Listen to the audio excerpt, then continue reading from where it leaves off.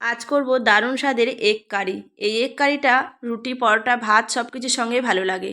Afghani egg curry. তো প্রথমে আদা, রসুন, কাঁচা লঙ্কা, পেঁয়াজ আর কাজু বাদাম ভালো করে একটু ভেজে নিতে হবে। তারপরে এটাকে বেটে নেব।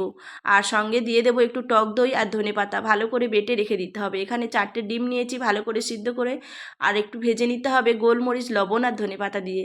হলুদ যাবে না এখানে। ভালো করে হলুদ ছাড়া ভেজে নিতে হবে একটু হালকা করে, বেশি ভাজলে কিন্তু রাবার হয়ে যাবে।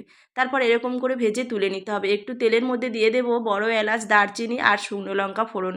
তারপর বেটে রাখা মশলাটা দিয়ে একটু জিরে গুঁড়ো, ধনে গুঁড়ো, গরম মশলা গুঁড়ো ভালো করে কষিয়ে নিতে হবে। মিক্সির বাটি ধুয়ে একটু জল দিলাম, বেশি জল দিলে হবে না। আর খেতে কিন্তু দুর্দান্ত হয়। একটু কষিয়ে নিয়ে দিয়ে দেবো স্বাদ মতো লবণ, ওপর থেকে একটু বাটার দিয়ে দেবো আর একটু কাসুরি মেথি দিয়ে দেবো। রেডি হয়ে যাবে আফগানি এগ কারি। খেতে কিন্তু দুর্দান্ত হয়, রুটি পরোটার সঙ্গে দারুণ লাগে। ভিডিওটা ভালো লাগলে একটা লাইক করে দেবেন। ধন্যবাদ।